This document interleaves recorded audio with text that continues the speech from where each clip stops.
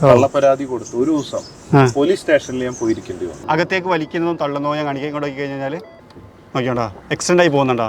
ഈ ഭാഗത്തിൻ്റെ പ്രത്യേകത എന്താണെന്ന് വെച്ച് കഴിഞ്ഞാൽ ഇതൊരു മൾട്ടി പർപ്പസ് പരിപാടിയാണ്. അതായത് പിന്നെ അതുപോലെ തന്നെ ഈ ബട്ടൺ എന്താണെന്ന് വെച്ച് കഴിഞ്ഞാൽ നമ്മൾ ഈ ബട്ടൺ ജസ്റ്റ് ഇങ്ങനെ സെക്കൻഡ് പ്രസ് ചെയ്ത് കൊടുത്തു കഴിഞ്ഞാൽ ഹലോ ഹായ് ഹായ് അങ്ങനെ നമുക്ക് കാണാം. അവിടെ ഇതാണ് ഇതിൻ്റെ ഹോൺ. പക്ഷേ ഇതിനകത്ത് വേറൊരു ഹോണുണ്ട്, അത് ഞാൻ കേൾപ്പിക്കാം. കഴിഞ്ഞ കുറച്ച് ദിവസങ്ങളായിട്ട് കേരളത്തിൽ അത്യാവശ്യം ട്രെൻഡിങ് ആയിക്കൊണ്ടിരിക്കുന്ന ഒരു വാഹനത്തിൻ്റെ കൂടെയാണ് ഇപ്പം നമ്മളുള്ളത്. അബ്ദുൾ റഹീമിൻ്റെ കേസ് വന്ന സമയത്ത് ബോബി ചെമ്മണ്ണൂർ അല്ലെങ്കിൽ ബോച്ചെ എന്ന് വിളിക്കുന്ന അദ്ദേഹത്തിൻ്റെ കേസ് പറയുന്ന സമയത്ത് അദ്ദേഹത്തിൻ്റെ കൂടെയൊക്കെ ആയിട്ട് ഈ അടുത്ത കാലത്ത് ഒരുപാട് സ്പോട്ട് ചെയ്തുകൊണ്ടിരിക്കുന്ന ഒരു വാഹനം. എന്നാൽ ഈ വാഹനത്തെക്കുറിച്ച് പറയുകയാണെങ്കിൽ ഫോർഡ് എന്ന് പറയുന്ന നിർമ്മാണ കമ്പനിയുടെ എഫ് സീരീസിൽ ഉൾപ്പെടുന്ന വാഹനമാണ്. അമേരിക്കയിൽ വളരെ പ്രശസ്തമായിട്ടുള്ളൊരു വാഹനമാണ്. അൾട്ടിമേറ്റ് ട്രക്ക് എന്ന് വിശേഷിപ്പിക്കാവുന്ന ഒരു വാഹനമാണ്. ഇങ്ങനെ ഒരുപാട് പ്രത്യേകതകൾ പറയാവുന്ന ഒരു വാഹനം കൂടിയാണിത് എന്നുള്ളതാണ് ഫോർഡ് എന്ന് പറയുന്ന നിർമ്മാണ കമ്പനിയുടെ F650 എന്ന് പറയുന്ന മതയാന. ഇന്നത്തെ വീഡിയോയിലൂടെ നമുക്ക് ഈ വാഹനത്തെക്കുറിച്ച് സംസാരിക്കാം, ഇതിനകത്തുള്ള ഇൻട്രസ്റ്റിംഗ് ഫീച്ചറുകളെക്കുറിച്ച് സംസാരിക്കാം, ഒപ്പം ഈ വാഹനത്തിൻ്റെ ഓണറെയും നമുക്കൊന്ന് പരിചയപ്പെടാം. That is none other than Bobby Chemmanur. എല്ലാ കൂട്ടുകാർക്കും നമ്മുടെ പുതിയൊരു വീഡിയോയിലേക്ക് ഹൃദ്യമായ സ്വാഗതം.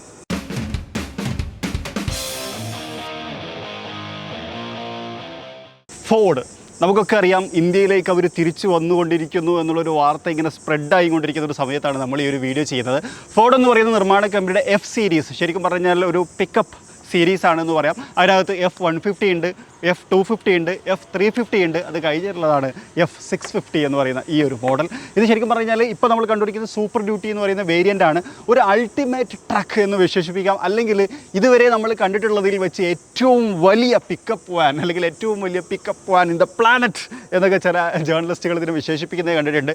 ആ തരത്തിലുള്ള ഒരു വാഹനമാണ് ഇപ്പോൾ നമ്മൾ കണ്ടുകൊണ്ടിരിക്കുന്നത് എന്ന് പറയാം. ഫോർഡിൻ്റെ ലെഗസിയെ ഞാൻ അധികം പറയേണ്ട ആവശ്യമില്ല. എൻഡവർ എന്ന് പറയുന്ന ഒറ്റ പേര് മതി ഇന്ത്യയിൽ ഫോർഡിൻ്റെ ആ ഒരു ലെഗസി അല്ലെങ്കിൽ ആ ഒരു ഫോർഡിൻ്റെ ആഢ്യത്വം മനസ്സിലാക്കാൻ എന്ന് എനിക്കെപ്പോഴും തോന്നാറുണ്ട്.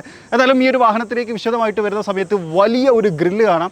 കാരണം ഈ വാഹനത്തിനകത്ത് ഒരു 6.7 ലിറ്റർ എഞ്ചിനാണുള്ളത്, ഒരു ഡീസൽ എഞ്ചിനാണ്. അതിന് ബ്രീത്തിങ് ഫെസിലിറ്റിക്ക് വേണ്ടിയിട്ട് വലിയൊരു ഇത് കൊടുത്തിട്ടുണ്ട്. ഇവിടെ ശരിക്കും ഒരു ഫോർഡിൻ്റെ ലോഗോ ആണ്. ഇത് ബോച്ചേൻ്റെ ആയതുകൊണ്ട് പുള്ളിയുടെ ഒരു ലോഗോ വെച്ചേക്കണാണെന്നുള്ളതാണ്.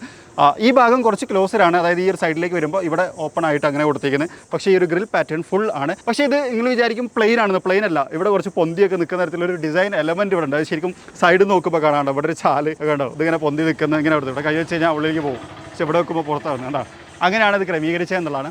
സൂപ്പർ ഡ്യൂട്ടി എന്ന് പറയുന്ന ഒരു ബാഡ്ജിങ് ഇവിടെ കൊടുത്തിട്ടുണ്ട്. അതിന് മുമ്പിൽ ബോച്ച ചാരിറ്റി ഫാൻസ് ആ സാധനം അത് പുള്ളി കൊടുത്തേക്കാനാണ്. Okay right. ഇവിടേക്ക് വന്നു കഴിഞ്ഞാൽ വലിയ ഹെഡ് ലാമ്പ് യൂണിറ്റ് കാണാം. ഇത് ശരിക്കും നമ്മൾ റാപ്റ്ററിലൊക്കെ കണ്ട ഹെഡ് ലാമ്പിൻ്റെ കുറച്ചും കൂടി വലിയൊരു പതിപ്പായിട്ടാണ് എനിക്ക് തോന്നിയിട്ടുള്ളത്. ഹാലജനാണ്, LED ഫെസിലിറ്റിയിലെല്ലാം കൊടുത്തേക്കണേ. ഒരു ചെറിയ റിഫ്ലക്ഷൻ കാര്യങ്ങളൊക്കെ കാണാം. അതുപോലെ തന്നെ ഇവിടെ ഒരു എക്സ്ട്രാ ലൈറ്റിംഗ് ഫെസിലിറ്റി കൊടുത്തിട്ടുണ്ട്. അതിവിടെയൊക്കെ കൊടുത്തിട്ടുണ്ട്. കാരണം വെച്ച് കഴിഞ്ഞാൽ ഇതൊരു വലിയ വാഹനമാണ്. അതുകൊണ്ട് ആ ഒരു ആളുകൾക്കും പുറത്തുനിന്ന് കാണുമ്പോൾ മനസ്സിലാക്കാൻ ആ ലൈറ്റിംഗ് ഫെസിലിറ്റി സഹായിക്കും എന്നുള്ളതാണ്. ദുബായ് നമ്പർ പ്ലേറ്റ് കാണാം. കാർനെറ്റ് വഴി നാട്ടിലെത്തിയേക്കാനാണ് ഈ വണ്ടി. അതേപോലെ തന്നെ വലിയൊരു ബമ്പർ. ഇത് ശരിക്കും പറഞ്ഞാൽ സ്റ്റീലാണ് കേട്ടോ. അതായത് ആ ഒരു ഇന്ത്യൻ സേഫ്റ്റി സ്റ്റാൻഡേർഡിലുള്ള ബമ്പർ അല്ലാതെ ചുരുക്കം വലിയ സ്റ്റീൽ ബമ്പേഴ്സാണ് കൊടുത്തിട്ടുള്ളത്. അപ്പോൾ തന്നെ ഗ്രില്ലിനെ കവർ ചെയ്തുകൊണ്ട് ഒരു ക്രോം എലമെൻറ്റ് ആവരണം കാര്യങ്ങളൊക്കെ കാണാം. അത് ശരിക്കും ആ ഫ്രണ്ടിൽ നോക്കുന്ന സമയത്ത് ആ ഒരു റിച്ച്നെസ് ഹൈലൈറ്റ് ചെയ്യുന്നു എന്നുള്ളതാണ്.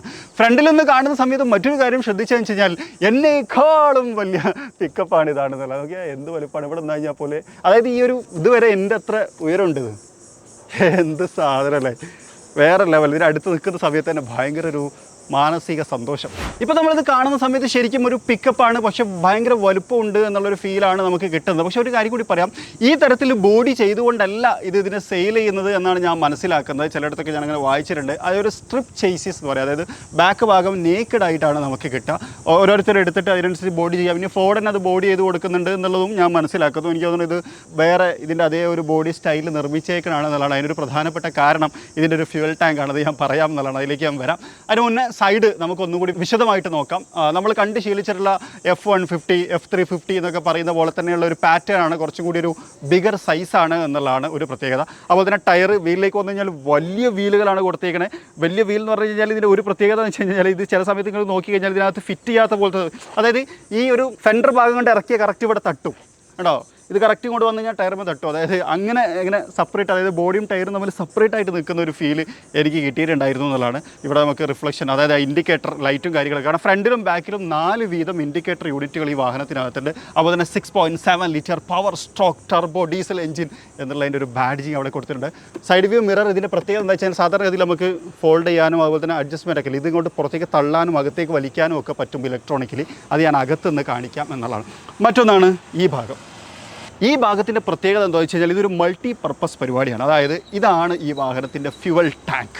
ഇതേപോലെ തൊട്ടപ്പുറത്തും ഒരു ഫ്യുവൽ ടാങ്ക് ഉണ്ട്. അതായത് 2 ഫ്യുവൽ ടാങ്കുകൾ ഈ വാഹനത്തിനകത്തുണ്ട്. മൊത്തം 435 ലിറ്ററാണ് കപ്പാസിറ്റി. അതായത് 435 ലിറ്റർ ഇൻറ്റു അല്ലേ ഡീസലൊക്കെ ആകുമ്പോൾ ഒരു 100 ആവറേജ് 100 കൂട്ടി കഴിഞ്ഞാൽ 43,000 രൂപയ്ക്ക്, അതായത് 40,000 രൂപ ഇതിൻ്റെ ഫുൾ ടാങ്ക് അടിക്കാൻ നമുക്ക് വേണം എന്നുള്ളതാണ്. അത്രയും അതാണ് മൈലേജ് എത്ര കിട്ടും എന്നുള്ളത്. അപ്പോൾ സ്വാഭാവികമായിട്ടുള്ളൊരു ചോദ്യമാണ്. ഇതിൻ്റെ കൂടെ തന്നെ പറയാം ഒരു 4, 5, 6 ആ ഒരു റേഞ്ചിലാണ് ഇതിൻ്റെ മൈലേജ്. അപ്പോൾ നമ്മൾ ഫുൾ ടാങ്ക് അടിച്ച് കഴിഞ്ഞാൽ കാസർഗോഡ് മുതൽ തിരുവനന്തപുരം വരെ പോയി വരാൻ പറ്റുമായിരിക്കും എന്നാണ് ഞാൻ പ്രതീക്ഷിക്കുന്നത്. അത് ഓടിക്കുന്നതിനനുസരിച്ച് ഡിഫറൻസ് ഉണ്ടായിരിക്കും എന്നുള്ളതാണ്. അപ്പം ഇതാണ് ഫ്യൂൽ ടാങ്ക്. ഇതിപ്പം ലോക്ക് ചെയ്ത് വെച്ചേക്കാണ്. ലോറിൻ്റെ ഒക്കെ ആ ഒരു ഫെസിലിറ്റിയാണ് നമുക്ക് ഫീൽ ചെയ്തത്. അതേപോലെ തന്നെ ഇവിടെ ആഡ് ബ്ലൂ ഫില്ല് ചെയ്യാനുള്ള ഒരു ഭാഗവും കൊടുത്തിട്ടുണ്ട് എന്നുള്ളതാണ്. മറ്റൊരു കാര്യം ഇതിൻ്റെ പർപ്പസ് എന്ന് പറഞ്ഞാൽ ഇതൊരു സ്റ്റെപ്പാണ്. നിങ്ങൾക്ക് കാണാൻ പറ്റുമുണ്ടോ സൂപ്പർ ട്രക്ക് എന്നിട്ട് ഒരു സ്റ്റെപ്പ് ഇവിടെ കാണാം. പക്ഷേ ഇതിനകത്തേക്ക് ഇങ്ങോട്ട് കാല് വെക്കാൻ പറ്റില്ല, കാരണം ഇത് ഓൾറെഡി ഭയങ്കര ഉയരത്തിലാണ്. അപ്പോൾ നമ്മൾ ഡോർ തുറക്കുകയാണെന്നുണ്ടെങ്കിൽ ഒരു സ്റ്റെപ്പ് അടിയിൽ നിന്ന് ഓപ്പൺ ആയിട്ട് വരും എന്നതാണ്. അത് അപ്പുറത്തെ ഡോറിനും വരും, 2 ഡോറിനും ഇതേപോലെ വരും. അപ്പോൾ നമുക്ക് എന്ത് ചെയ്യാം, ഇതിനകത്തേക്ക് കയറാൻ പറ്റും എന്നുള്ളതാണ്. ഇവിടെ ഒരു പിടുത്തൊക്കെ കൊടുത്തിട്ടുണ്ട്. അതിലേക്ക് ഞാൻ വരാം. അകത്തേക്ക് ഡീറ്റെയിൽ ആയിട്ട് വരുന്ന സമയത്ത് അതിനെക്കുറിച്ച് സംസാരിക്കാം എന്നുള്ളതാണ്. ഹൈവ ഡോറിൻ്റെ ആ ഒരു ടഫ് സൗണ്ട് കാര്യങ്ങളൊക്കെ. ഡോർ ഹാൻഡിൽ നോക്കിയാൽ ഇങ്ങനെ വേർട്ടിക്കൽ സൈസിലാണ്. അതുപോലെ ഫോർഡ് എപ്പോഴും കൊടുക്കുന്ന പോലെ ഒരു നമ്പർ പ്ലേറ്റ് ഫെസിലിറ്റിയും കാര്യങ്ങളൊക്കെ കൊടുത്തിട്ടുണ്ട് എന്നുള്ളതാണ്. ഈ വണ്ടി ഒരുപാട് ആളുകൾ സ്പോട്ട് ചെയ്യാൻ തുടങ്ങിയത് എനിക്ക് തോന്നുന്നു അബ്ദുൾ റഹ്മാന് വേണ്ടിയിട്ട് ബോച്ചെ നടത്തിയ ഒരു യാചക യാത്ര എന്നൊരു പരിപാടി ഉണ്ടായിരുന്നു. അതിൻ്റെ ഭാഗമായിട്ടാണെന്നാണ് ഞാൻ മനസ്സിലാക്കുന്നത്. അപ്പോൾ അതിനെക്കുറിച്ചൊക്കെ സംസാരിക്കണം. ഞാൻ ഈ സമയത്ത് ബോബി ചെമ്മണ്ണൂരിൻ്റെ ഈ ഒരു വാഹനത്തെ ഫീച്ചർ ചെയ്ത സമയത്ത് അദ്ദേഹം ചെയ്ത ആ ഒരു വലിയ കാര്യത്തെയും കൂടി ഇതിൻ്റെ കൂടെ ഓർമ്മപ്പെടുത്താണെന്നുള്ളതാണ്. ഇനി രണ്ടാമത്തെ കാര്യം, ഞാൻ ഈ ഒരു ബോഡിനെ കുറിച്ച് പറഞ്ഞപ്പോൾ പറയുന്നു ഫ്യൂവൽ ടാങ്കിൻ്റെ കാര്യം എന്നുള്ളത്. ആ ഫ്യൂവൽ ടാങ്ക് ഇതാണ്. ഇതിൻ്റെ പ്രത്യേകത എന്താണെന്ന് വെച്ച് കഴിഞ്ഞാൽ ഇത് സാധാരണഗതിയിൽ നമ്മൾ ഫ്യൂവൽ ഫില്ല് ചെയ്യുന്ന ഭാഗമാണ്. ഇത് തുറന്നു കഴിഞ്ഞ് കഴിഞ്ഞാൽ അവിടെ 2 ഓട്ടകൾ മാത്രമാണ് കൊടുത്തേക്കുന്നത് എന്നുള്ളതാണ്. അതായത് എക്സ്ട്രാ ചെയ്തേക്കാണെന്നുള്ളതിൻ്റെ ഏറ്റവും വലിയൊരു തെളിവായിട്ട് എനിക്ക് തോന്നിയിട്ടുള്ളൊരു കാര്യമാണ്. അവിടെ ഫ്യൂവൽ ടാങ്ക് ആവശ്യമില്ല, കാരണം ഇവിടെയാണ് ഫ്യൂവൽ ടാങ്ക്. ഇവിടെ ഫ്യൂവൽ ടാങ്ക് ഇല്ല കേട്ടോ. ഇനി വേണമെന്നുണ്ടെങ്കിൽ കൈ നോക്കിയാൽ ഈ കൂടി എടുത്തിട്ട് ഹലോ ഹായ് അങ്ങനെ നമുക്ക് കാണാം. അവിടെ എം ടി ആണ് എന്നുള്ളതാണ് ഒരു പ്രത്യേകത. അവിടെ കാലിയായിട്ടാണ് കിടക്കണത്. നൈസ്. അപ്പം ഇനി ഇതാണ് ഫെൻഡർ. ബാക്ക് വീലും കാര്യങ്ങളും ഒക്കെ നമുക്കിവിടെ കാണാൻ കഴിയും. ഈ ഭാഗം അങ്ങനെ കാര്യമായിട്ടൊന്നും പറയാനില്ല, കാരണം വെച്ചാൽ ഇത് സാധാരണ വളരെ ബേസിക് ആയിട്ടുള്ള ഒരു സംഭവമാണ്. അതായത് ഇപ്പോൾ നമ്മൾ F15 F350 ഇനി ഹൈലക്സിനകത്തും ഒക്കെ കാണുന്ന പോലത്തെ വളരെ ബേസിക് ആയിട്ടുള്ളതാണ്. ഇപ്പോഴത്തെ കേസിൽ ഇവരിവിടെ ഒരു LED വോൾ വെച്ചിട്ടുണ്ട്. ഇത് ദുബായിൽ നിന്ന് നാട്ടിൽ കൊണ്ടുവന്നതിന് ശേഷം ഇവർ ചെയ്തേക്കാനാണ്. ഇത് കാരണം നമുക്ക് അകത്തേക്ക് കയറാനോ കാണാനോ ബാക്ക് ടെയിൽ ഭാഗം കാണാനോ സാധിക്കില്ല. സാധാരണഗതിയിലുള്ള ടെയിൽ ലാമ്പ്, അതേപോലെ തന്നെ ബാക്കിൽ വലിയ ബീം ലൈറ്റുകൾ കൊടുത്തിട്ടുണ്ട്. അതുപോലെ 4 ഇൻഡിക്കേറ്റർ യൂണിറ്റ് ഫെസിലിറ്റിയും കാര്യങ്ങളും അത് അടിഭാഗത്ത് ഒക്കെ ലൈറ്റ് എത്തുന്ന തരത്തിലാണ് ക്രമീകരിച്ചിട്ടുള്ളത്. അങ്ങനെ ഒരു കാര്യം കൂടി ഇതിനകത്തുണ്ട്. ഫോർഡിൻ്റെ ലോഗോവും കാര്യങ്ങളും ബാഡ്ജിങ്ങും ഒക്കെ ഉണ്ടായിരിക്കും എന്നുള്ളതാണ്. ഇനി നമുക്ക് പോകാനുള്ളത് അകത്തേക്കാണ്. ഞാൻ നേരത്തെ പറഞ്ഞ പോലെ സ്റ്റെപ്പും കാര്യങ്ങളൊക്കെ ഉണ്ട്. ഇത് ഉപയോഗിച്ച് നമുക്ക് കയറാം. വളരെ ബേസിക് നമ്മൾ കണ്ടിട്ടുള്ള ഫോർഡ് ട്രക്കുകൾ തന്നെയാണ്. അതിനകത്ത് കാര്യമായിട്ടുള്ള വ്യത്യാസമൊന്നുമില്ല. ഇതൊക്കെ നമ്മൾ റാപ്റ്ററിൽ കണ്ട അതേപോലെ തന്നെയാണ്. പ്ലാസ്റ്റിക് പാർട്ടുകളാണ് കൊടുത്തേക്കുന്നത്. ഇവിടെ നമുക്കൊരു സോഫ്റ്റ് മെറ്റീരിയലും കാര്യങ്ങളൊക്കെ കാണാം. ഇതെല്ലാം അത്യാവശ്യം നല്ല ക്വാളിറ്റിയുള്ള ഹാർഡ് പ്ലാസ്റ്റിക്കിലാണ് ക്രിയേറ്റ് ചെയ്തേക്കുന്നത് എന്നുള്ളതാണ്. ഇനി ഇതിനകത്തേക്ക് കയറുന്ന സമയത്തുള്ള ഒരു പ്രത്യേകത എന്താ വെച്ച് കഴിഞ്ഞാൽ നമ്മളറിയില്ല, ഒരു സ്റ്റെയർ കേസൊക്കെ കയറുന്ന പോലത്തെ ഒരു ഫീലാണ് നമ്മൾ ഇതിനകത്തേക്ക് കയറുന്നത്. സീറ്റ് കുറച്ച് ബാക്കിലേക്ക് ആക്കണം. നേരത്തെ ഇരുന്ന ആളുടെ ഇതിനനുസരിച്ചുള്ളതാണ്. ഇലക്ട്രിക് അഡ്ജസ്റ്റ്മെൻറ്റ് സീറ്റും കാര്യങ്ങളൊക്കെ ഉണ്ട്. ലെതർ സീറ്റുകളാണ് വന്നിട്ടുള്ളത്. Yes, nice. ഇനി വേറൊരു കാര്യം എന്താ വെച്ച് കഴിഞ്ഞാൽ നമീറിന് താഴെ നിന്നത് ഷൂട്ട് ചെയ്യാൻ പറ്റില്ല, കാരണം അത്ര ഉയരത്തില്ല. നമീർ ഇങ്ങനെ 2 കൈ പൊക്കി പിടിച്ചപ്പോൾ ഷൂട്ട് ചെയ്യുന്നത്. അപ്പോൾ നമുക്ക് അകത്ത് കയറി ഇരുന്നിട്ട് കാണാം. അതായിരിക്കും കുറച്ചുകൂടി നല്ലതെന്ന് തോന്നുന്നു. അകത്തേക്ക് വിശദമായിട്ട് വരുന്ന സമയത്ത് ഈ ഡോർ ലോക്ക് ആൻഡ് ലോക്ക് ഉണ്ട്. അതിങ്ങനെയാട്ടോ കൊടുത്തേക്കണേ. അപ്പോൾ ഭയങ്കര യൂസ്ഫുൾ ആയിട്ട് തോന്നി. ഒറ്റ തവണ തന്നെ 2 കൊണ്ട് കൈകാര്യം ചെയ്യാം. മിററിൻ്റെ കൺട്രോൾസ് കാര്യങ്ങളൊക്കെ കാണാം. ഇവിടെയാണ് മിററിൻ്റെ കൺട്രോൾസ്. അതുപോലെ തന്നെ ഈ ഭാഗത ഇതാണ് ഞാൻ പറഞ്ഞത് മിററിനെ കൺട്രോൾ ചെയ്യുന്ന ഭാഗം. അകത്തേക്ക് വലിക്കുന്നതും തള്ളുന്നതോ ഞാൻ കാണിക്കാൻ ഇങ്ങോട്ട് നോക്കി കഴിഞ്ഞാൽ നോക്കിയോണ്ടാ എക്സ്റ്റെൻഡ് ആയി പോകുന്നുണ്ടോ, അത്രയും എക്സ്റ്റെൻഡ് ആക്കാം. അത് അതേപോലെ തന്നെ ഇങ്ങോട്ട് ഷോർട്ടൺ ചെയ്യുകയും ചെയ്യാം. ഇതിൻ്റെ ഗുണം എന്താണെന്ന് വെച്ച് കഴിഞ്ഞാൽ ബാക്കിൽ എന്തെങ്കിലുമൊക്കെ കെട്ടി വലിക്കുന്നൊക്കെ ഉണ്ടെന്നുണ്ടെങ്കിൽ അതിനെ ഓവർകം ചെയ്തുകൊണ്ട് ബാക്കിലേക്ക് കാണാൻ അത് നമ്മളെ സഹായിക്കും എന്നുള്ളതാണ്. അതായത് കാരവാനൊക്കെ നമ്മൾ കെട്ടി വലിക്കുകയാണെന്നുണ്ടെങ്കിൽ. മറ്റൊരു കാര്യം ഞാൻ പറഞ്ഞു, ഇതിന് സ്ട്രിപ്പ് ചേസ് ആണ് ഉണ്ടാവുക എന്നുള്ളത്. അങ്ങനെ ഉണ്ടാവുന്നതുകൊണ്ടുള്ളൊരു ഗുണം എന്താ വെച്ച് കഴിഞ്ഞാൽ കമ്പനികൾക്ക് അവരുടെ ഇഷ്ടത്തിനനുസരിച്ച് കസ്റ്റമൈസ് ചെയ്യാൻ പറ്റും. ബാക്കിൽ ടൈലേഴ്സിനെ ചെയ്യുന്നവരുണ്ട്, ബാക്കിൽ മറ്റേ കെട്ടി വലിക്കാനുള്ള ഫ്ലാറ്റ് ബെഡ് ആക്കുന്നവരുണ്ട്, ഇത് എമർജൻസി വാഹനം ആക്കുന്നവരുണ്ട്, അതുപോലെ തന്നെ റെസ്ക്യൂനാക്കുന്നവരുണ്ട്, ക്രെയിൻ ചെയ്യുന്നവരുണ്ട്. അങ്ങനെയൊക്കെ ഉണ്ട്. അങ്ങനെയൊക്കെ ചെയ്യുമ്പോൾ ഈ ഒരു അഡ്ജസ്റ്റബിൾ മിറർ യൂസ്ഫുൾ ആയിരിക്കും എന്നുള്ളതാണ്. ഇനി ഇൻറ്റീരിയറിനെ കുറിച്ച് പറയുമ്പോൾ ഞാൻ നേരത്തെ പറഞ്ഞ പോലെ തന്നെ വളരെ ബേസിക് എന്ന് പറയുമ്പോൾ നമ്മൾ ഫോർഡിലൊക്കെ കണ്ട് ശീലിച്ചിട്ടുള്ള ആ ഒരു ഇൻറ്റീരിയർ തന്നെയാണ്. കുറച്ചുകൂടി വലിയ സ്റ്റിയറിംഗ് വീൽ വന്നിട്ടുണ്ട് എന്നുള്ള എനിക്കൊരു ഡിഫറൻസ് ആയിട്ട് തോന്നി. അതിനകത്ത് ഫോർഡിൻ്റെ ലോഗോ, അതുപോലെ തന്നെ സ്റ്റിയറിംഗ് മൗണ്ടഡ് കൺട്രോൾസ് കാര്യങ്ങളൊക്കെ കാണാം. വലിയ ക്ലസ്റ്റർ യൂണിറ്റ് ആണ്. അതിനകത്ത് ഗേജസ് ധാരാളം കൊടുത്തിട്ടുണ്ട്. പക്ഷേ അതിനകത്ത് ഞാൻ ശ്രദ്ധിച്ചൊരു കാര്യം, ഡ്രൈവ് മോഡുകളുടെ കാണിക്കുന്നുണ്ട് RNDM21 മാനുവൽ 21, പക്ഷേ അതിനകത്ത് പാർക്കില്ല, P മിസ്സിംഗ് ആണ്. എനിക്ക് തോന്നുന്നു ന്യൂട്രൽ ഇട്ടിട്ട് ബ്രേക്ക് എഫക്റ്റ് ഹാൻ ബ്രേക്ക് കൊടുത്ത് പോകലാണ് പരിപാടി തോന്നുന്നുണ്ട്. പാർക്കിംഗ് ബ്രേക്ക് കൂടെ കൊടുത്തിട്ടുണ്ട്. അപ്പോൾ അതാണ് പരിപാടി എന്നാണ് ഞാൻ മനസ്സിലാക്കുന്നത്. അതുപോലെ RPM മീറ്റർ, സ്പീഡോമീറ്റർ തുടങ്ങിയിട്ടുള്ള കാര്യങ്ങളൊക്കെ കാണാം. ഇവിടെ വന്നു കഴിഞ്ഞാൽ AC വെൻസ്, റൗണ്ട് ഷേപ്പ്, ഒരു ക്രോം ബാഡ്ജിങ്ങിനൊക്കെ കൊടുത്ത് അങ്ങനെയാണ് ചെയ്തേക്കുന്നത്. ഇൻഫോർടൈൻമെൻറ്റ് സിസ്റ്റം ടച്ചാണ്. എനിക്ക് തോന്നുന്നത് എക്സ്ട്രാ ചെയ്താണോ എന്നൊരു സംശയമുണ്ട് കേട്ടോ, കണ്ടിട്ടങ്ങനെ തോന്നുന്നു. അതുപോലെ ക്ലൈമറ്റ് കൺട്രോളിൻ്റെ റോട്ടറി സ്വിച്ചും കാര്യങ്ങളൊക്കെ ഇവിടെ കാണാം. AUX ഓരോ കൺട്രോൾ യൂണിറ്റുകൾ, ബട്ടൺസ് ഇവിടെ നമുക്ക് കൊടുത്തിട്ടുണ്ട്. പിന്നെ ഇവിടെ നിങ്ങൾക്ക് ഒരു ബട്ടൺ കാണാം, LR എന്ന് പറഞ്ഞിട്ട്. ഇതിങ്ങനെ അങ്ങോട്ട് കൊണ്ട് സ്വിച്ച് ചെയ്യാം. ഇതെന്താ സംഭവിച്ചു കഴിഞ്ഞാൽ, ഞാൻ പറഞ്ഞു 2 ഫ്യൂവൽ ടാങ്ക് ഉണ്ട്, ലെഫ്റ്റ് റൈറ്റ്. അപ്പം ലെഫ്റ്റിലെ എണ്ണ തീരാനായി കഴിഞ്ഞ് കഴിഞ്ഞാൽ നമുക്ക് റൈറ്റിലേക്ക് ചേഞ്ച് ചെയ്ത് കൊടുക്കാം. ഏത് ടാങ്കിലെ എണ്ണയാണ് യൂസ് ചെയ്യണത് എന്നുള്ളത് നമുക്ക് സെലക്ട് ചെയ്യാനുള്ള ഓപ്ഷനാണ് ഈ കൊടുത്തേക്കുന്നത് എന്നുള്ളതാണ്. അപ്പോൾ അതിനോട് ധാരാളം ബട്ടൺസ് കാണാം, OX 1, OX 2, OX 3 എന്ന് പറഞ്ഞിട്ട് അതൊക്കെ ഇങ്ങനെ എനാബിൾ ചെയ്യുന്ന തരത്തിലാണ് കൊടുത്തുള്ളത്. ഇത് പറഞ്ഞു കഴിഞ്ഞാൽ എക്സോസ്റ്റ് ഫ്യൂവലിങ്ങിനെ അവോയ്ഡ് ചെയ്യാനുള്ള ഒരു ബട്ടണാണ് കൊടുത്തുള്ളത്. ചാർജിങ് പോർട്ട്, വീണ്ടും 12 വോൾട്ടിൻ്റെ ചാർജിങ് പോർട്ട് ഇവിടെ കാണാൻ കഴിയും. അവിടെ ഒരു കേബിളും കാര്യങ്ങളൊക്കെ കൊടുത്തിട്ടുണ്ട്. അതുപോലെ ഇവിടെ ഒരു ഗേജ് നമുക്കിവിടെ കാണാം, എയർ പ്രഷറിൻ്റെ ഗേജാണ് കൊടുത്തേക്കുന്നത്. അതുപോലെ തന്നെ AC-ൻ്റെ ഒരു 110 വോൾട്ട് AC ചാർജിങ് പോർട്ട് ഇവിടെ കാണാം. പവർ ബ്രേക്ക് ഞാൻ പറഞ്ഞു. ഇതൊക്കെ ഒരു കാർബൺ ഫൈബർ മെറ്റീരിയലിനകത്താണ് കൊടുത്തേക്കുന്നത്. ലോ ബോക്സ് ഉണ്ട്. ഇവിടെ സൂപ്പർ ഡ്യൂട്ടി എന്ന് പറയുന്ന ബാഡ്ജ് കാണാം. പിന്നെ അതുപോലെ തന്നെ ഈ ബട്ടൺ എന്താണെന്ന് വെച്ച് കഴിഞ്ഞാൽ, നമ്മൾ ഈ ബട്ടൺ ജസ്റ്റ് ഇങ്ങനെ സെക്കൻഡ് പ്രസ് ചെയ്ത് കൊടുത്തു കഴിഞ്ഞാൽ ബാക്കിലത്തെ ബോഡി ഭാഗം താഴും. അപ്പോൾ നമ്മൾ സാധനങ്ങളൊക്കെ അതിലേക്ക് അടുത്തേക്ക് കയറ്റി വെക്കണം എന്നുണ്ടെങ്കിൽ ഈ ബട്ടൺ പ്രസ് ചെയ്തിട്ട് വേണമെങ്കിൽ കുറച്ചൊന്ന് താഴ്ത്താം എന്നുള്ളത്. ഭയങ്കരമായിട്ടൊന്നും താവില്ല, കുറച്ചൊക്കെ താവും എന്നുള്ളതാണ്. അങ്ങനെയാണ് കൊടുത്തേക്കുന്നത്. പിന്നില്ലേ ഇതിൻ്റെ ഹോണ് ഇതാണ് ഇതിൻ്റെ ഹോണ്. പക്ഷേ ഇതിനകത്ത് വേറൊരു ഹോണുണ്ട്, അത് ഞാൻ കേൾപ്പിക്കാം. ഇപ്പോൾ അവിടെ കേൾപ്പിച്ച് കഴിഞ്ഞാൽ പ്രശ്നമാകുമെന്നൊന്നും എനിക്കറിയില്ല, പക്ഷേ ഞാൻ കേൾപ്പിക്കാം. ഇതിനെ പറയൽ ട്രെയിൻ ഹോൺ എന്നാണ്. കാരണം വെച്ച് കഴിഞ്ഞാൽ ഇത്രയും വലിയൊരു ട്രക്ക് ആയതുകൊണ്ട് തന്നെ ഇത് വരുന്നത് കുറച്ച് ബുദ്ധിമുട്ടുള്ളൊരു കാര്യമാണ് മറ്റു വാഹനങ്ങളെ സംബന്ധിച്ചിടത്തോളം. സോ അങ്ങനത്തെ ഒരു സിറ്റുവേഷനിൽ പോകുന്ന സമയത്ത് ഈ ഹോണാണ് ഇത് യൂസ് ചെയ്യുക. ഇത് നമ്മുടെ നാട്ടിൽ ഇല്ലീഗലാണോ എന്ന് എനിക്ക് തോന്നുന്നു, പക്ഷേ ഇൻ്റർനാഷണലി ഇത് ലീഗലാണ്. ഞാൻ ജസ്റ്റ് ഒന്ന് കേൾപ്പിക്കട്ടെ. ഇതാണ് ഹോണ്. നേരത്തെ അടിച്ച സമയത്ത് കാക്കകളൊക്കെ പാറിപ്പോയി. ഭയങ്കര പവറുള്ള, ഫ്രണ്ടിൽ നിന്ന് കേൾക്കാൻ പറ്റില്ല. ഫ്രാങ്കിലി സത്യമായിട്ടൊന്നും ഫ്രണ്ടിൽ നിന്ന് കേൾക്കാൻ കഴിയില്ല, അത്രയും പവർഫുൾ ആണ് എന്നുള്ളതാണ്. ഈ മാനുവലി ഡയനായിട്ട് അഡ്ജസ്റ്റ് ചെയ്യുന്ന റിയർ വ്യൂ മിററാണ് കൊടുത്തിരിക്കുന്നത്. ഡാഷ് ബോർഡ് ഒരു റഫ് ആൻഡ് ടഫാണ്. ഇവിടെ സ്റ്റോറേജ് സ്പേസും കാര്യങ്ങളൊക്കെ കാണാം. അതുപോലെ ഷെയ്ഡ് പ്ലെയിൻ ഷെയ്ഡാണ്. ഇവിടെ ജസ്റ്റ് ഒരു മിറർ കൊടുത്തിട്ടുണ്ട്, നൈസ്. ഇനി ഒരു സൺ റൂഫ് ഈ വാഹനത്തിനകത്തുണ്ട് എന്നുള്ളതാണ്. ഇത് ഓപ്പൺ ആക്കാൻ പറ്റുമോ എന്ന് വെച്ച് കഴിഞ്ഞാൽ യെസ്, ഓപ്പൺ ആക്കാം. നൈസ്, അത് കൊള്ളാട്ടാ. അപ്പോൾ ഇതാണ് F650ൻ്റെ ഫ്രണ്ട് ഭാഗം. ഇനി ഇവിടെ ഒരു സെൻട്രൽ ടണൽ പാർട്ട് കൊടുത്തിട്ടുണ്ട്. ക്ലിപ്പ് എന്നാണ്, അവിടെ ജസ്റ്റ് പ്രസ് കൊടുത്തു കഴിഞ്ഞാൽ താഴ്ഭാഗത്ത് സ്റ്റോറേജ് സ്പേസ് എനിക്കൊന്ന് റിമൂവബിൾ ആണ് കേട്ടോ. വലിയ സ്റ്റോറേജ് സ്പേസ് ആട്ടോ, ധാരാളം സ്ഥല സൗകര്യമുണ്ട്. 2 കപ്പ് ഹോൾഡേഴ്സ് കൊടുത്തിട്ടുണ്ട്. ഇതൊരു ആംറസ്റ്റ് എന്നൊന്നും പറയാൻ പറ്റില്ല, പ്ലാസ്റ്റിക് പാർട്ട് തന്നെയാണ് കൊടുത്തേക്കുന്നത്. പക്ഷേ സീറ്റൊക്കെ നോക്കി അത്യാവശ്യം നല്ല കംഫർട്ടാട്ടോ. ശരിക്കും ഒരു ലോറിയിലൊക്കെ എനിക്ക് തോന്നുന്നു ഇത്രയും ഉയരത്തിലിരുന്ന് വേറൊരു ട്രക്കിൽ നമുക്ക് ഡ്രൈവ് ചെയ്യാൻ പറ്റുമെന്ന് തോന്നുന്നില്ല. അമ്മാതിരി ഉയരത്തിലാണ് ഇരിക്കുന്നത്, അടിപൊളി. ഇനി നമുക്ക് റിയർ സീറ്റ് ഒന്ന് നോക്കാം. റിയർ സീറ്റിലാണ് ഇരിക്കുന്നത്. ശരിക്കും 3 ഭാഗങ്ങളായിട്ടാണുള്ളത്. ഫ്രണ്ട് ഭാഗം, റിയർ ഭാഗം, പേലോഡ് ഏരിയ, അങ്ങനെയാണ് ഇത് ക്രമീകരിച്ചുള്ളത്. ഭയങ്കര സ്പേഷ്യസ് ആണ് വാഹനം. ഞാൻ നിങ്ങൾക്ക് കാണുമ്പോൾ തന്നെ അറിയാണ്ട്. 2 ഗ്യാപ്പ്, ലെഗ് റൂം ഒക്കെ ഫ്രണ്ടിലിരിക്കുമ്പോൾ ബാക്കിലിരിക്കുമ്പോഴൊക്കെ ധാരാളം സ്ഥല സൗകര്യമുണ്ട്. വിസിബിലിറ്റി ഒക്കെ ഓക്കെയാണ്. ബാക്കിലിരുന്ന് കഴിഞ്ഞാലും ഫ്രണ്ടിലിരിക്കുന്ന പോലെ തന്നെയുള്ള ഒരു പ്രീമിയം ഫീൽ നമുക്ക് കിട്ടുന്നുണ്ട്. തൈ സപ്പോർട്ട് കുറച്ച് കുറവാണെന്നേ ഉള്ളൂ.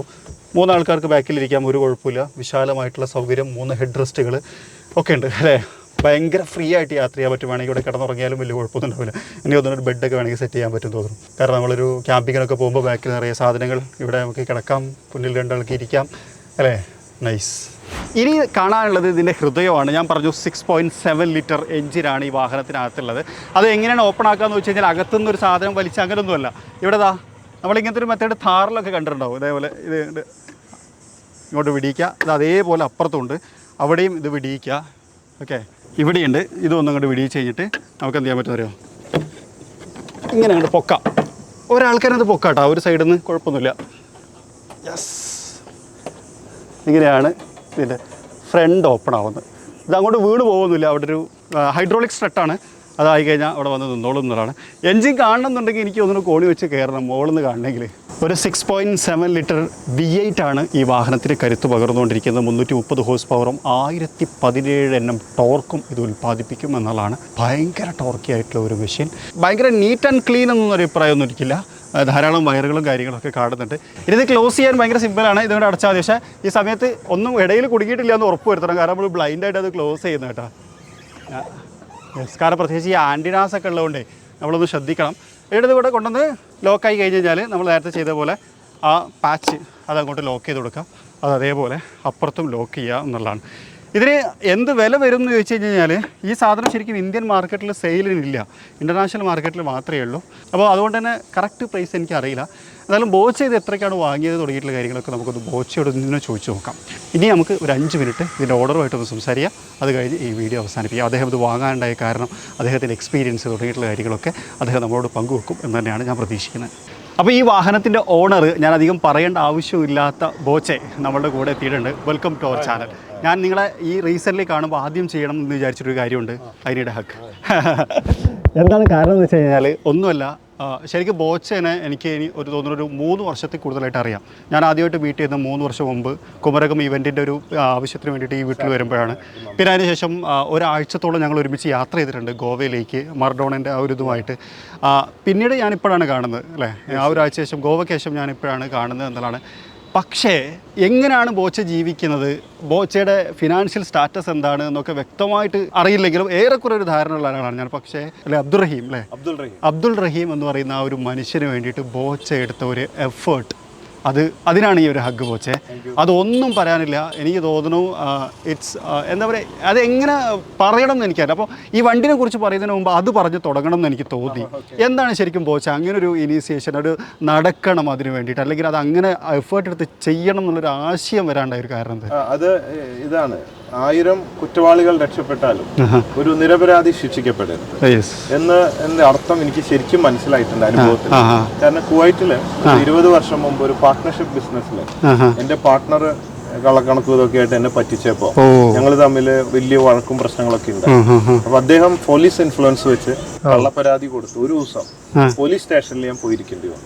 പക്ഷെ ആ ഒരു ദിവസമാണെങ്കിലും കുറ്റം ചെയ്യാത്തവനെ സംബന്ധിച്ച് ഭയങ്കര വേദന.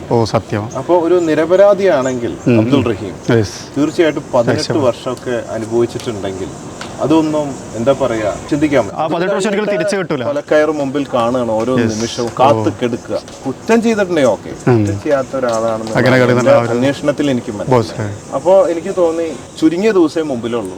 2,40,00,000 ആയിട്ടുള്ളൂ ഞാൻ അന്വേഷിച്ചപ്പോ. നിങ്ങൾ തുടങ്ങുമ്പോൾ അത്രയാണ്. അപ്പൊ എനിക്കും ഭയങ്കര ഇത്രയും വലിയ എമൗണ്ട് നല്ല കാര്യത്തിന് ഇറങ്ങിയാൽ മലയാളികള് തരും, കൈ കാണിച്ചാൽ തരും. മാത്രമല്ല ഞാൻ ഇന്ന് വരെ എനിക്കോ ആർക്കു വേണ്ടിയും ₹1 സംഭാവന സ്വീകരിച്ചിട്ടില്ല. കാരണം ഇതിലൊക്കെ ഇറങ്ങിയ ചീത്തപ്പേര് ഉറപ്പാണ്. അപ്പോ ആദ്യമായിട്ടാണ് കൈ കാണിക്കുന്നത്, നല്ലൊരു കാര്യത്തിന് തരും. പക്ഷേ ഈ കേരളം മുഴുവൻ കൂടെ നിന്നു. അതെ, അതുകൊണ്ട് മലയാളികള് ഞാൻ ബിഗ് സല്യൂട്ട് തന്നെയാണ്. കാരണം അവിടെ ജാതിയോ മതമോ ഒന്നും നോക്കാണ് മലയാളിനെ കൊണ്ട് അവിടെ കഴുത്തിറക്കാൻ രാജ്യത്ത് കൊടുക്കണില്ല. അതുകൊണ്ട് എല്ലാവരും തീരുമാനിച്ചു ഈ ഈസ്റ്ററും പെരുന്നാളും വിഷുവൊക്കെയാണ് പോത്തിന്റെയും കോഴിയുടെ ഒക്കെ കഴുത്തിറങ്ങേണ്ട സമയത്ത് ആഘോഷിക്കുമ്പോ നമ്മൾ അബ്ദുറഹീമിന്റെ തല ഇറക്കാൻ കൊടുക്കുന്നില്ല. അത് ആ തല രക്ഷിച്ചിട്ടാണ് നമ്മൾ ഇവിടെ ആഘോഷിക്കുന്നത്. അപ്പോഴാണ് ശരിയായ ആഘോഷം. തീർച്ചയായിട്ടും അതൊക്കെ തന്നെയാണ് ബൈബിളിലും ഖുറാനിലും രാമായണത്തിലും ഒക്കെ പറയുന്നത്. അത് മലയാളികളെ ഏറ്റെടുത്തു. Real Kerala story. അതിൽ ബോച്ച നടത്തിയൊരു പത്രസമ്മേളനത്തിൽ ഒരു വാക്കുണ്ടായിരുന്നു, നമ്മൾ എന്തായാലും അബ്ദുൾ റഹീമിനെ ആ ഉമ്മയുടെ അടുത്ത് എത്തിക്കും എന്നുള്ള ആ ഒരു കോൺഫിഡൻസ് ഭയങ്കരമായിരുന്നു എന്നുള്ളതാണ്. മറ്റൊരു കാര്യം എന്ന് വെച്ച് കഴിഞ്ഞാൽ ശരിക്കും ബോച്ച ഇറങ്ങുക എന്ന് പറയുമ്പോൾ 2.5 കോടിയുള്ള സമയത്താണ് ഇറങ്ങുന്നത് ഇങ്ങനെ ഒരു ആവശ്യത്തിന് വേണ്ടിയിട്ട്. ആ ഒരു ഇറക്കാണ് കേരളത്തിൽ ശരിക്കും ഒരു ഓളം ബിൽഡ് ചെയ്ത്. അതിന് വേണ്ടിയിട്ട് ഞാനൊരു പിച്ചപാത്രം എടുത്ത് ഞാൻ ക്രിയേറ്റീവായിട്ട് ചെയ്താണ്. പക്ഷെ അത് ഭയങ്കര സംഭവം. റെയിൽവേ സ്റ്റേഷൻ, ബസ് സ്റ്റാൻഡുകളിലൊക്കെ ഇറങ്ങി തെണ്ടുക, യാചിക്കുക എന്ന് പറയുമ്പോൾ ആൾക്കാർക്ക് കാണുമ്പോൾ അതിലൊരു കൗതുകവും തമാശയും റോളൊക്കെ ഉണ്ടെങ്കിലും കളിയാക്കിയാലും അവരുടെ ഉള്ളിൽ കുറച്ച് കഴിയുമ്പോൾ ഒരു കുറ്റബോധം ഉണ്ടാവും. ബോച്ചയെന്ന് പറഞ്ഞാൽ ഒരാളിങ്ങനെ ഇറങ്ങി ഒരാൾക്ക് വേണ്ടി ചെയ്യുന്നുണ്ടെങ്കിൽ പിന്നെ നമ്മളൊക്കെ ഈ കളിയാക്കുമെങ്കിലും ഒക്കെ ആണെങ്കിലും ഹൂ ആയാം ഞാൻ ആരാ. അപ്പോ കുറെ പേര് കൂടെ നിന്നു, വെയിലത്ത് വന്നു, കുറെ പേര് പറ്റാവുന്ന പൈസ തന്നു. അങ്ങനെയൊക്കെ അങ്ങോട്ട് സപ്പോർട്ട് 36 ഡിഗ്രി ചൂടാണ്. ചൂട് ഭയങ്കര. പക്ഷേ ഈ സമയത്തൊക്കെ തന്നെയാണ് കേരളം ഓടി നമ്മുടെ വേൾഡ് റെക്കോർഡും മറ്റേ ഇതിലേക്കൊക്കെ പോയിട്ടുള്ളത്. തീർച്ചയായിട്ടും. അപ്പോൾ എനിക്ക് തോന്നുന്നു ഞാനിപ്പോൾ ഈ തന്ന ഒരു ഹഗ് ഒരു പക്ഷേ മലയാളികൾ മുഴുവനും നിങ്ങളെ കാണുമ്പോൾ തരണം എന്ന് ആഗ്രഹിക്കുന്നതായിരിക്കും. ഒരുപാട് കിട്ടിക്കൊണ്ടിരിക്കുന്നു എനിക്കറിയാം. അതെ അതെ, അത് ആ ഒരു നിങ്ങൾ ചെയ്ത ആ ഒരു കാര്യത്തിലും മലയാളികൾക്ക് ഒരു പക്ഷേ തിരിച്ചു തരാൻ പറ്റുന്നതായിരിക്കും. അതാണ് ഏറ്റവും വാല്യൂ. എനിക്കൊരു 10 കോടി രൂപ തന്നാലും ആവശ്യമില്ല, തോന്നില്ല. ആവശ്യമില്ല, എനിക്ക് 10 കോടിയോ 100 കോടിയോ തന്നേക്കാൾ കൂടുതൽ ആത്മാർത്ഥമായിട്ടുള്ള ഒരു സ്നേഹം നമുക്ക് എനർജി തരുമ്പോൾ ആ അപ്രിസിയേഷൻ നമ്മുടെ ഏറ്റവും വലിയ വികാരവും നമുക്ക് മുമ്പോട്ട് പോകാനുള്ള എനർജിയും ബാക്കിയൊക്കെ നമുക്ക് കാശ് കൊണ്ട് വാങ്ങാം. അത് കിട്ടുമ്പോൾ കുറച്ച് കഴിയുമ്പോൾ മടുക്കും, വീണ്ടും കിട്ടും, മടുക്കും. ഇത് മടുക്കാത്ത ഒരു അഡിക്ഷൻ ആയിട്ടുള്ള സാധനം, റിയൽ പ്യുവർ ലവ്. 4-5 വർഷം മുമ്പ് ബോച്ച ഉയർത്തിയിരുന്ന ഒരു മുദ്രാവാക്യമാണ് ഇപ്പോഴും കൊണ്ടു നടക്കുന്നത്, conquer the world with love. അതിന്റെ ഒരു റിയൽ ടേം ആണ് ഇപ്പൊ നമ്മൾ കണ്ടത്. ലോകം കീഴടക്കുമ്പോൾ നമുക്ക് അതിൽ കൂടുതലൊന്നും നേടാനില്ല. അവസാനം അതാണ്. ഞാൻ ആദ്യമായിട്ട് കാണുമ്പോഴുള്ള ആ ഒരു മുദ്രാവാക്യമായിട്ട് നിന്നിരുന്ന ബോച്ചെ ഈ സമയത്ത് ഇപ്പം എൻ്റെ മുമ്പിൽ നിൽക്കുമ്പോൾ അത് യാഥാർത്ഥ്യമായിട്ട് നിൽക്കുന്നു എന്നുള്ളത് സത്യം പറഞ്ഞാൽ അദ്ദേഹം ആ ഒരു എടുത്ത എഫേർട്ടിനെ ഞാൻ അപ്രീഷിയേറ്റ് ചെയ്യുകയാണ് എന്നുള്ളതാണ്. Thank you so much once again. മറ്റൊരു കാര്യം വണ്ടിയാണ്, ഫോർഡിൻ്റെ F650. നമ്മളുടെ കോണ്ടന്റ് ശരിക്കും ഇതാണ്. പക്ഷേ അബ്ദുൾ റഹീമിന്റെ വണ്ടിയാണ്. എനിക്ക് തോന്നുന്നു എയർപോർട്ടിൽ നിന്ന് സ്വീകരിക്കാൻ നമുക്ക് ഇതിട്ട് പോകാൻ പറ്റും തോന്നുന്നു. പുള്ളി എനിക്ക് ഈ വണ്ടി കൊടുന്നത് 2 കാര്യത്തിനാണ്. ഒന്ന് ചെത്തി നടത്ത് അടിച്ചു പൊളിച്ച് പവറാക്കാം. എനിക്ക് തോന്നുന്നു പണ്ടും ഇതേപോലെ ബോച്ച കാർനെറ്റിൽ ഒരുപാട് വണ്ടികൾ കൊണ്ടുവന്നു. പിന്നത്തെ പർപ്പസ് നമ്മുടെ ബോച്ചേട്ടി ലക്കി ഡ്രോ ടിക്കറ്റ് അതിന്റെ ഒരു ലോഞ്ചിന് വേണ്ടിയിട്ടാണ് അതിന് കൊണ്ടതാണ്. പക്ഷേ ഇതിലൊക്കെ നല്ല ഒരു ഉദ്ദേശം മാറിപ്പോയി. അബ്ദുൾ റഹീമിന് വേണ്ടി എനിക്ക് തോന്നുന്നു ഏറ്റവും കൂടുതൽ ഞാൻ ഈ വണ്ടിയിലാണ് തെണ്ടാൻ പോയത്. QR കോഡിന്റെ വലിയ വടിയും പിടിച്ച് ഇങ്ങനെ വഴിയിൽ വരുന്ന സ്കൂട്ടർ കാറിനൊക്കെ ഇങ്ങനെ നീട്ടി കൊടുക്കും. അപ്പൊ അവര് വണ്ടിയിൽ നിന്ന് തന്നെ ഇങ്ങനെ സ്കാൻ ചെയ്ത് അബ്ദുൾ റഹീമിന്റെ അക്കൗണ്ടിലേക്ക് കുറെ. അപ്പൊ അതിന് നല്ലൊരു ജീവൻ രക്ഷിച്ച വണ്ടിയാണിത്. അമേരിക്കൻ വണ്ടിയാണ്, വലിയ വണ്ടിയാണ്. വലിയൊരു ദൗത്യം തന്നെ നടന്നു. അതുകൊണ്ട് എനിക്ക് വിഷമമില്ല. എന്റെ ചായ ലോഞ്ചോ അതൊന്നല്ല, ഏറ്റവും അംഗീകരിച്ച്. മനസ്സിലായി ഇതിനായിട്ടാണ് ഇതൊക്കെ ഓരോന്ന് നിമിത്തങ്ങളാണ്. ഓരോന്ന് പിന്നെ വണ്ടിയാകുമ്പോൾ അട്രാക്ഷൻ ആൾക്കാരുടെ അടുത്തേക്ക് വരും. അപ്പൊ നമുക്ക് വരുമ്പോ അധികം എനിക്ക് തോന്നുന്നു ഇന്ത്യയിലൊന്നും അങ്ങനെ വന്നിട്ടില്ല, അധികം ആരും കണ്ടിട്ടില്ല. ഇപ്പൊ ഈ വണ്ടി 3 ഉള്ളൂ. ഇത് എനിക്ക് തോന്നുന്നു ഈ വീഡിയോ നമ്മൾ പോസ്റ്റ് ചെയ്യുന്ന സമയത്ത് ഏറ്റവും കൂടുതൽ കമന്റ് അബ്ദുൾ റഹീമിനെ കുറിച്ചായിരിക്കും. കാരണം ഏറ്റവും കൂടുതൽ ആളുകൾ ഈ വണ്ടി കണ്ടത് അബ്ദുൾ റഹീം എന്ന് പറഞ്ഞ പേരിന്റെ കൂടെ. അബ്ദുൾ റഹീമിന്റെ വണ്ടി അതായിരിക്കും. ശരിക്കും എത്ര പൈസ കൊടുത്താണ് ബോച്ച് ഈ വണ്ടി വാങ്ങിയത്? ഇത് ഞാൻ കാർനെറ്റിൽ കൊടുന്നതാണ്. ഇത് ഇവിടെ കൊണ്ടുവരികയാണെങ്കിൽ ഒരു 3-4 കോടി രൂപ വില വരും ഇവിടെ എത്തുമ്പോ. ഇത് ഞാൻ യൂസ് ചെയ്യാൻ കൊടുന്നതാണ്. തിരിച്ചു പോകും. അവിടെ തിരിച്ച് സെല് ചെയ്യോ? അത് അവിടെ ദുബായിൽ യൂസ് ചെയ്യും? അവിടെ ഉപയോഗിക്കും, ദുബായിൽ ഉപയോഗിക്കും. എനിക്ക് തോന്നുന്നു എൻ്റെ ഒരു സുഹൃത്തുണ്ട് ഫുഡീഷ എടുത്ത് ലക്ഷദ്വീപിൽ പോയപ്പോൾ എനിക്ക് അവിടെ നിന്ന് ഒരു ഫോട്ടോ അയച്ചു. ചമ്മണ്ണൂർ ജ്വല്ലേഴ്സിന്റെ ബിൽഡിങ് ലക്ഷദ്വീപിലുണ്ടായിരുന്നു. ചെയ്യാൻ പോകുന്ന അതിൻ്റെ ഒരു ഫോട്ടോ ഞാൻ കണ്ടിട്ടുണ്ടായിരുന്നു. ശരിക്കും ബോച്ചയുടെ വാഹന ലോകം ഭയങ്കര വിശാലമാണ്. ഞാൻ അതിൽ ഈ ഒരു വീഡിയോയിൽ അതിനെക്കുറിച്ച് സംസാരിക്കുന്നില്ല. കാരണം ഞങ്ങളിത് ഇവിടെ വന്നപ്പോൾ തീരുമാനിച്ചു അതിനെക്കുറിച്ച് തന്നെ ഒരു സെപ്പറേറ്റ് വീഡിയോ ചെയ്യാമെന്നുള്ളത്. അപ്പോൾ ആ ഒരു സമയത്ത് ബോച്ച വാഹന ലോകത്തേക്ക് വന്ന വിശേഷങ്ങളെക്കുറിച്ച് പറയാം. ഇപ്പം നിലവിലുള്ള കളക്ഷനുകളെക്കുറിച്ച് സംസാരിക്കാം. അതിനിടയിലുള്ള ഫണ്ണായിട്ടുള്ള കാര്യങ്ങളൊക്കെ സംസാരിക്കാം. അതിനിടയിൽ നമ്മൾ F650 ഒന്ന് പരിചയപ്പെടുത്തണം എന്നുള്ളതുകൊണ്ടും അബ്ദുൾ റഹീമിൻ്റെ ഒരു വിഷയം പറയുന്നതുകൊണ്ടുള്ള ഞാൻ നിർബന്ധിച്ചാണ് ഈ ഒരു വീഡിയോയിൽ നിർത്തിയത്. അപ്പോൾ വിശദമായിട്ടുള്ള ഒരു വീഡിയോ അത് നമുക്കൊരു സെപ്പറേറ്റ് ആക്കാം. അതെ സെപ്പറേറ്റ് ആ ഒരു വിഷയമായിട്ട് അങ്ങനെ നിൽക്കട്ടെ. ലക്കി ഡ്രോയും കാര്യങ്ങളുടെ വിഷയങ്ങളിലേക്ക് അതാണ് ഉടൻ തന്നെ അബ്ദുൾ റഹീമിനെ രക്ഷിച്ച അല്ലെങ്കിൽ അബ്ദുൾ റഹീം വരുമ്പോൾ അദ്ദേഹത്തിന് ഉപജീവനത്തിനായിട്ട് നമ്മൾ ഒരുക്കിയിരിക്കുന്നത് Bochetti lucky draw wholesale and retail ഷോറൂമാണ്. അത് ഞാൻ കണ്ടായിരുന്നു, ജോലി കൊടുക്കുന്നുള്ളൊരു വാർത്ത. അത് വരുമ്പോ കാരണം അദ്ദേഹം ഇവിടെ കഷ്ടപ്പെട്ട് ജയിലിലൊക്കെ കിടന്ന് വന്നിട്ട് വീണ്ടും ഇവിടെ വന്ന് പഴയ ഓട്ടോറിക്ഷ ഓടിക്കുന്ന കാര്യമില്ല, കുറച്ച് പ്രീമിയം ചെയ്യാൻ പാടില്ല. രക്ഷിച്ച് ഇത്രയൊക്കെ ചെയ്തെങ്കിൽ അതൊരു ചെറിയ ബിസിനസ് ഇട്ട് കൊടുക്കാം. അത് നമ്മുടെ ഒരു ഫ്രാഞ്ചൈസി ആയിട്ട് അതിന്റെ പേര് ബോച്ചെ പാർട്ട്ണർ എന്നാണ് കടയുടെ പേര്. അപ്പൊ ഞാനും അബ്ദുൾ റഹീമും പാർട്ട്നേഴ്സ് ആണ്. അബ്ദുൾ റഹീം രണ്ടുപേരുടെയും ആ കടയുടെ ബോർഡും ഉണ്ടാവും, ഫോട്ടോ ബോച്ചെ പാർട്ട്ണറിന്. അദ്ദേഹം ഇതൊക്കെ ജയിലിരുന്ന് അറിയണം എന്നാണ് എന്റെ ആഗ്രഹം. കാരണം അദ്ദേഹം വരുമ്പോൾ വലിയ പ്രതീക്ഷ ഉണ്ടല്ലോ. അത് കാരണം 18 വർഷം ജയിലിൽ കിടക്കാന്ന് പറഞ്ഞാൽ ജീവിതത്തിന്റെ ഏറ്റവും വലിയൊരു പാർട്ടല്ലേ ബോച്ചെ, ലൈഫിൽ ഏറ്റവും വലിയൊരു ഭാഗം പോയത്. ഇപ്പൊ തിരിച്ചു വരുമ്പോൾ ഇത്രയും വലിയൊരു സൗഭാഗ്യവും ഇത്രയും ആളുകളും അദ്ദേഹത്തെ കാത്തു നിൽക്കുന്നുണ്ടെന്ന് പക്ഷെ അദ്ദേഹം അറിയുന്നുണ്ടാവില്ല. പക്ഷെ അറിയട്ടെ എന്നാണ് നമ്മുടെ ആഗ്രഹം. ഒരു കാര്യം കൂടി ചോദിക്കാന്ന് വെച്ചാൽ ഈ അബ്ദുറഹീമിൻ്റെ പിരിവിന് വേണ്ടിയിട്ട് ഇറങ്ങിയ സമയത്ത് ഈ പൈസ ആവൂലേ എന്നുള്ളൊരു സംശയം വന്നൊരു സമയം ഉണ്ടായിരുന്നു. ആ സമയത്ത് നിങ്ങളൊരു ടിക്കറ്റിനെ കുറിച്ച് സംസാരിക്കാനായിട്ട് ശ്രദ്ധിച്ചായിരുന്നു. അതെന്തായിരുന്നു സംഭവം? ഞങ്ങൾ ഇതിന്റെ ഒരു 4 ദിവസം മുമ്പ് നോക്കുമ്പോൾ ഒരു 8-9 കോടിയുടെ കുറവുണ്ടായിരുന്നു. കുറച്ച് ടെൻഷനായി. അപ്പൊ ഞങ്ങള് ബോച്ചെ ചാരിറ്റബിൾ ട്രസ്റ്റിലൂടെ 1 കോടിയാണ് കൊടുത്തത്. എനിക്ക് തോന്നി അതുകൊണ്ടാവില്ല, നീ ഇറങ്ങി ഇപ്പൊ 5 ആയാലും 10 കോടിയായാലും കൊടുത്ത് ഇറക്കിയാൽ മതിയാവും. അല്ലെ പിന്നെ ഞാൻ ആരാ ഇറങ്ങിയിട്ട് രക്ഷിക്കാൻ പറ്റിയില്ല, പോയില്ലേ കഴിഞ്ഞു തീരുമാനിച്ചു. അപ്പൊ എനിക്ക് തോന്നി അതിനൊരു സൂത്രം ബോച്ചെ ടീ ലോഞ്ച് ചെയ്യാനിരിക്കുക, മാസം അവസാനമായിരുന്നു. അത് ഞാൻ നേരെ 15-നാക്കി. 16-നാണ് അബ്ദുള്ളനെ തൂക്കി. 15 ഒരു Boche tea lucky draw challenge വെച്ചു, ടിക്കറ്റ്. അപ്പൊ അതൊരു ഭാഗ്യക്കുറിയാ. ഇത് ഫ്രീ ആണ് ടിക്കറ്റ്. മറ്റേ ലോട്ടറി എന്ന് പറഞ്ഞാൽ പൈസ കൊടുത്ത് വാങ്ങുന്നത്, ഫ്രീ ടിക്കറ്റ്. അപ്പൊ 40 രൂപയുടെ ഒരു ടീ പാക്കറ്റ് വാങ്ങിക്കഴിഞ്ഞാൽ ടിക്കറ്റ് കിട്ടും. അത് എല്ലാ ദിവസവും രാത്രി 10:30 നറുക്കെടുപ്പാണ്. ഡെയിലി 10 ലക്ഷം ഒരാൾക്ക് കിട്ടും. പിന്നെ ബമ്പർ പ്രൈസ് 25 കോടി. പിന്നെ 13,704 പേർക്ക് ഡെയിലി ക്യാഷ് പ്രൈസ് ഉണ്ട്. ഇതാണ് ഇതിന്റെ ഒരു ഇത്. അപ്പൊ ആ ഒരു സാധനം അവിടെ നിന്ന് അങ്ങോട്ട് തുടങ്ങി. ഡേ വരുന്ന കളക്ഷൻ മൊത്തം അബ്ദുൾ റഹീമിന് വരുമ്പോ ആൾക്കൊരു ഉപജീവന മാർഗം അങ്ങനെ തുടങ്ങിയത്. വളരെ നന്നായിട്ട് പോകുന്നുണ്ട്.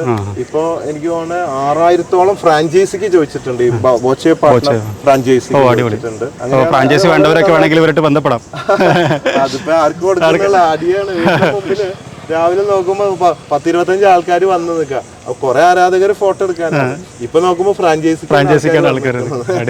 അത് ഇത്ര ഏരിയയിൽ ഓരോരുത്തർക്ക് വെച്ചിട്ട് കൊടുത്ത് ഞാൻ തന്നെ പോയി ഉദ്ഘാടനം ചെയ്ത് വീഡിയോ ചെയ്ത് പ്രൊമോട്ട് ചെയ്ത് കൊടുക്കും. ഇതിന് പിന്നെ അധികം സെയിൽസ് മാർക്കറ്റിംഗ് ആവശ്യമില്ല. ആൾക്കാർ ഇങ്ങോട്ട് വന്ന് ക്യൂ നിന്ന് വാങ്ങുകയാണ് ചെയ്യുന്നത്. അപ്പോൾ അതാണ് ബോച്ചെ.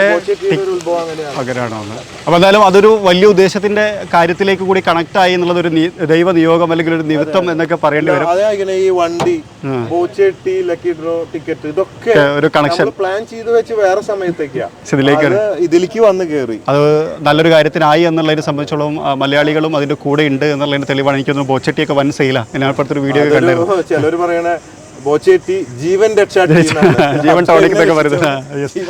അപ്പോൾ എന്തായാലും അങ്ങനെ മുന്നോട്ട് പോട്ടെ.